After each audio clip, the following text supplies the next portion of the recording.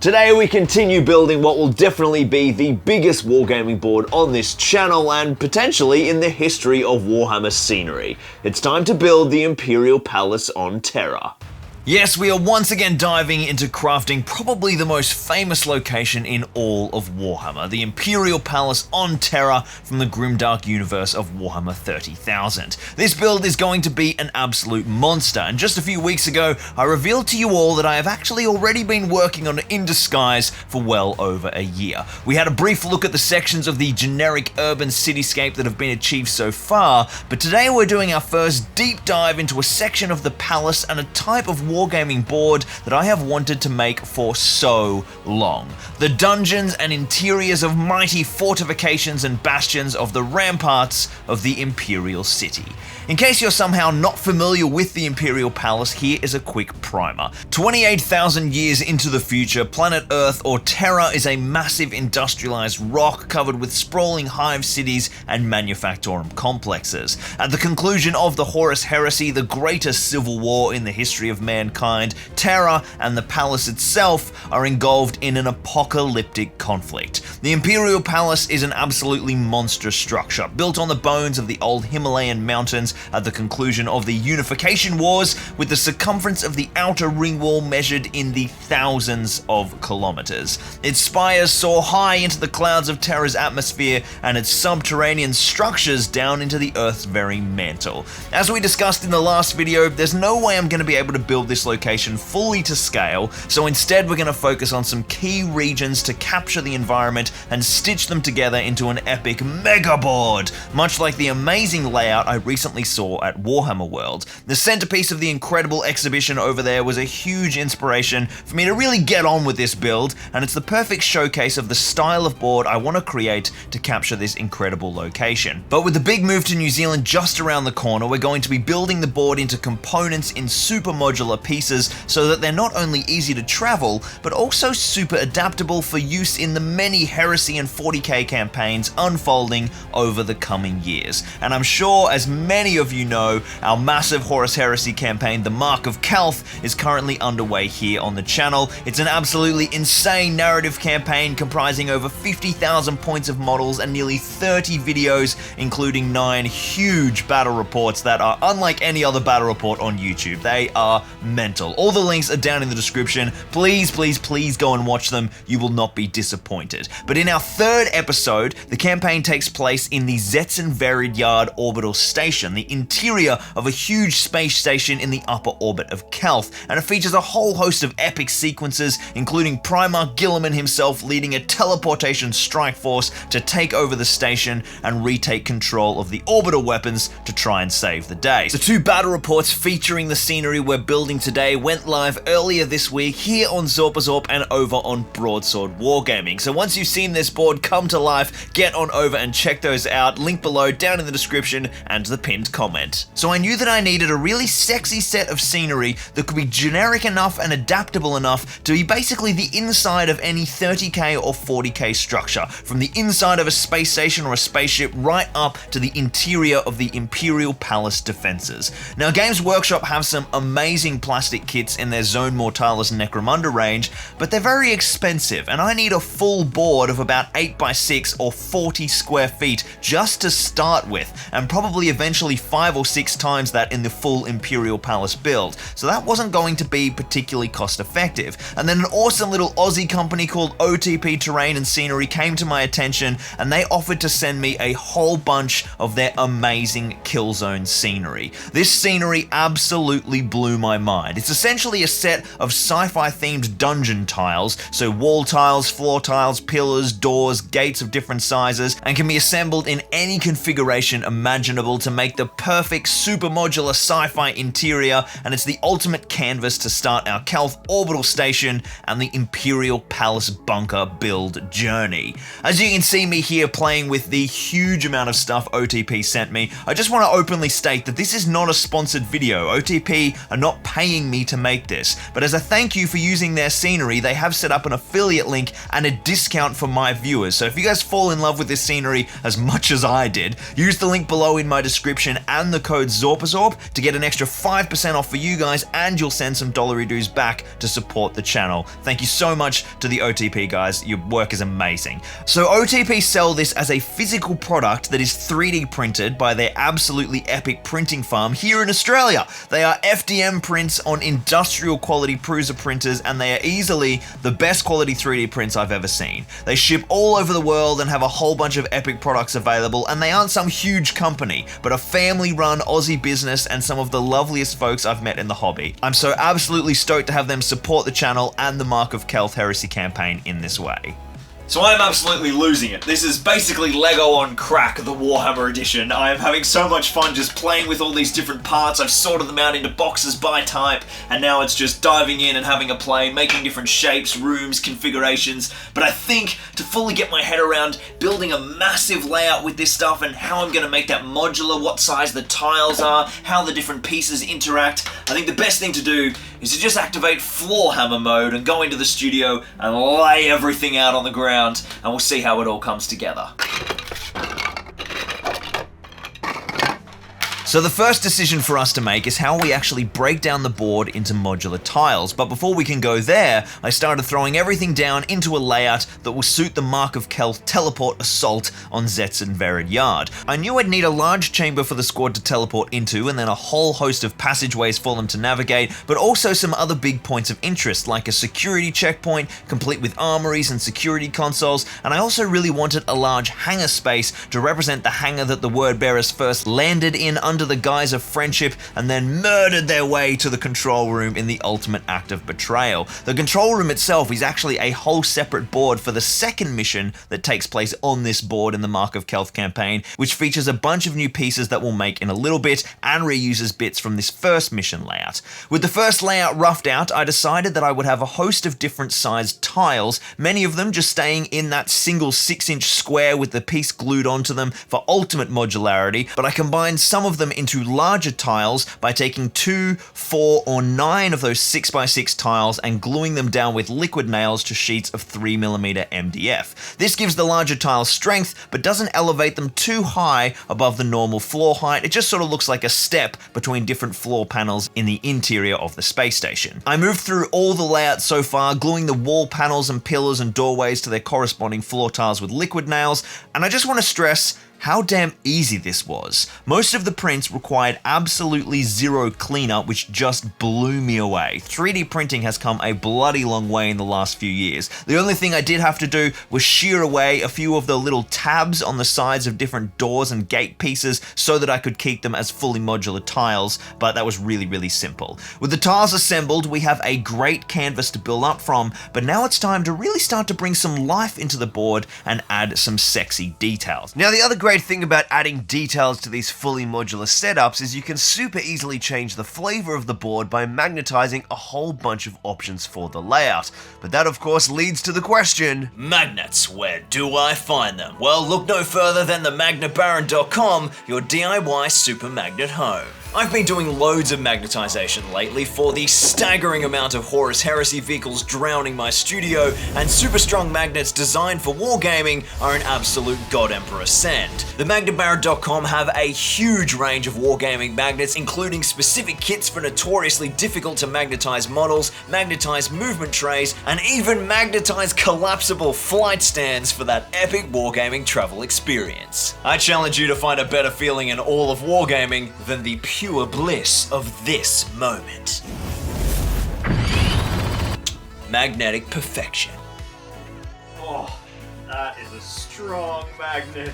Seriously, I have used a lot of magnets over the years, from cheap stuff from eBay, China, from hobby stores, and nothing has ever come close to the strength and quality of Constantine's magnets from the Magnet Baron. I was especially blown away by the ridiculous Titan magnet kit that you guys can see me here using on my Warlord. I also used it on my Reaver Titan. You'll see the journey of these guys coming to life in a few weeks, but that is a lot of heavy resin, but the magnets are so powerful, I'm not even remotely nervous that my Titan's gonna drop an arm or a weapon or split apart at the middle. So to score some boss wargaming magnets for all your army needs, hit up themagnabaron.com, link down in the description. And remember guys, support the sponsors that support me. It is killer for the channel, it helps so much. And Constantine from the Magna Baron is a proper legend. From themagnabaron.com. So definitely go and show him some love. Alright guys, let's get back to the battle. Every space station needs lots of terminals and computer consoles and little gribblies all over the place to feel really realistic and lived in, even 30,000 years in the future. So I grabbed 2 sets of 3D files which are just fantastic for adding these details and started smashing them through the printer. The first is a set of computer consoles and terminals by another YouTuber, Narb Makes, who is an absolute legend who we'll see on the channel very, very soon indeed, and has done some gorgeous STL designing, including this awesome set of sci-fi consoles. In fact, the first 1,000 of you guys who use the code Zorpazorp to download it get 50% off the whole set. Narb, you're an absolute legend. My mate James printed up a whole bunch of these as well as some other goodies. Thank you for that, Jimmy. And then our second set of files is a full suite of 3D printable gribblies specifically designed to add on and augment Games Workshop's plastic Zone Mortalis set, and these were made by Mortion. I used a bunch of pieces from this set: consoles, power cables, computer screens, some tilted floor tiles, and a whole bunch more. My absolute favorite pieces are the vaults, which you can see here in the security checkpoint, which I decided to use as armory weapon racks for the on-deck law enforcement. All the links for these files are down in the description for both Narb and Mortion's goodies. Thank you so much to both of those guys for letting me use these files in the build, and if you pick up any of Mortion's files, all the goodies from his website, you will also be sending a few dollary dues back to support the channel as well, so thank you so much for that, guys. So here we can see the security checkpoint completed as a little proof of concept of our detailing approach. All the resin components were glued down with liquid nails and super glue where needed, and I also added a few little extra details like carbines and rifles to match the Calth Imperial Army or the Mechanicum forces manning the orbital station or the defenses of Terra. Even though the kill zone tiles are different from the Games Workshop plastic Zone Mortalis set for obvious reasons, I got a bit creative and managed to make the Mortion add-ons work by combining them in different ways and using them as they weren't intended, occasionally mixing them in with Narb's files, and I am so happy with the result. I also threw down a few other consoles and details in the hangar area to begin to build up the gribblies in that area, but before I go diving into adding heaps more detail throughout this first layout, I decided to focus on where they would be really needed and work backwards. So I reconfigured this setup and started working towards the absolutely beast control room layout for the finale of the campaign and the final showdown between Primarch Rabute Guilliman and Corphaeron. As the security checkpoint and the hangar 9 tile blocks were already so nicely detailed, I made sure that they featured prominently in the control room, as these two boards never existed once, so I can reuse a lot of the pieces for this layout from layout 1. The control room is a large interior chamber filled with a lot of the mechanics and control systems to run the data engine,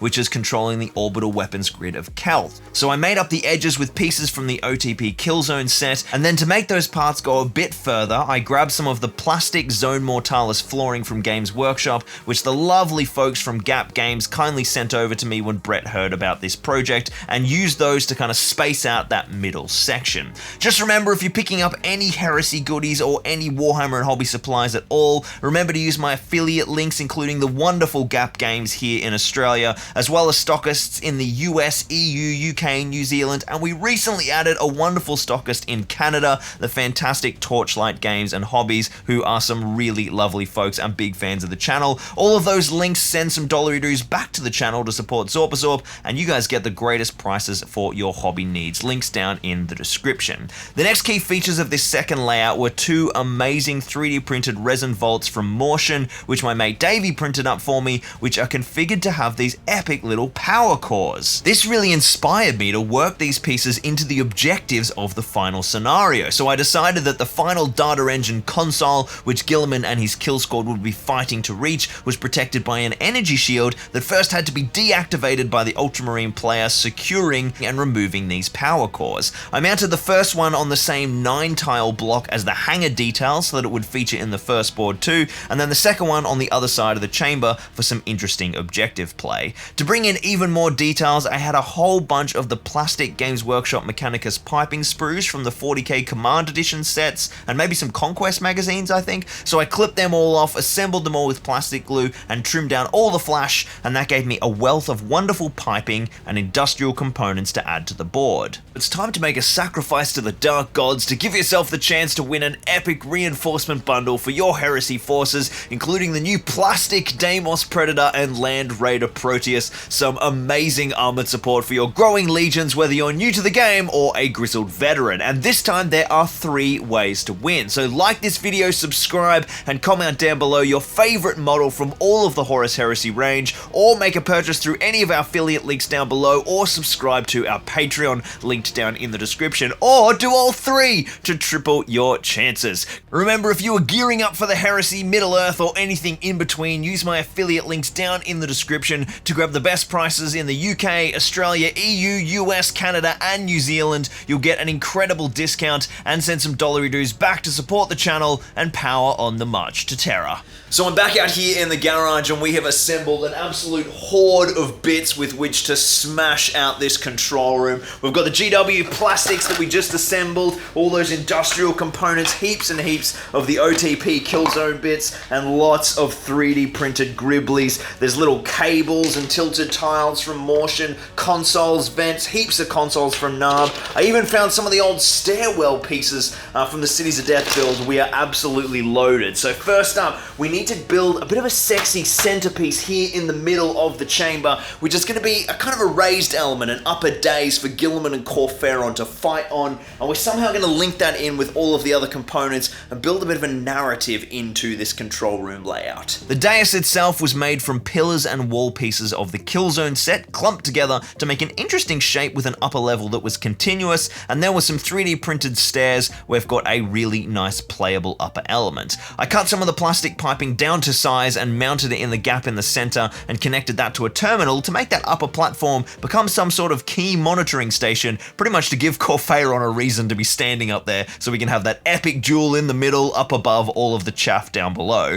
After adding in a few more pipes and consoles around the dais, the centerpiece was looking great. Now it was time to build out from there, adding in more and more components. The tall plastic Mechanicus silo with a long pipe would go nicely next to one of the breaching ultramarine entrance points. Some of the elbow joins helped to better integrate the Mortian vaults with the power cells. Another set of pipes and consoles helped fill out the blank single zone mortilis next to the dais, and then the large silo, when it's on its side, worked well to integrate the control platform into the large space that will be the first area moved through by the breaching ultramarines. Using some of Narb's consoles, I played around with a set of crew positions for the orbital platform Mechanicum servitors, and then added some of the Martian tilted tiles, which work perfectly with the GW plastic floor tiles, and then put in a few more consoles and bits of cabling to fill out that area. For the energy barrier defending the final room containing the data engine, I used a few offcuts from the door pieces that I had cut down to enhance modularity, like I talked about earlier, because they had a really cool squiggly texture. For that final room containing the data engine itself, I wanted to do something really special, so I made a simple room layout and covered the edges with consoles, but left a nice little square in the center and hit up one of my favorite sculptors and kit bashers in the hobby space to lend a hand, the mighty Soul Vince. If any of you guys know his incredible work on Instagram or YouTube, you'll be very familiar with the amazing stuff he does, but for those of you that haven't, he is an absolute wizard of kit bashing plastic GW scenery kits and does some truly amazing work. I've got his Instagram linked below, and it is breathtaking. It's like probably my favorite thing to sit and look at on Instagram. He kindly knocked up and sent over a lovely centerpiece for our big finale, the perfect final objective for Guilliman and his kill squad. Thank you so much, Soul Vince. Then after smashing out a whole bunch of extra consoles and Gribblies all through the big room and the remaining pieces, I had an absolutely baller layout that was ready for painting.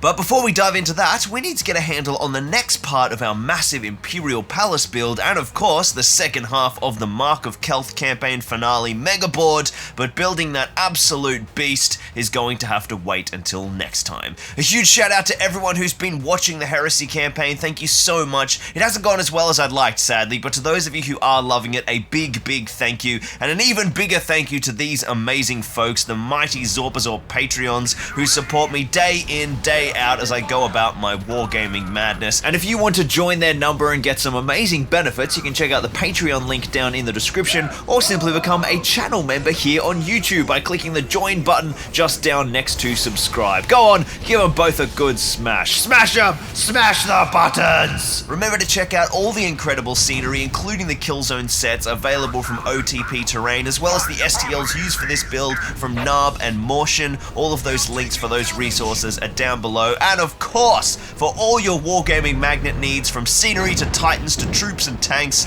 themagnabaron.com is the place to go. Wow, there's just so many folks supporting me on this build. It's exciting to see it all coming together, and I can't wait to bring you the next super massive scenery update. Till next time, Lockie out. For Terra!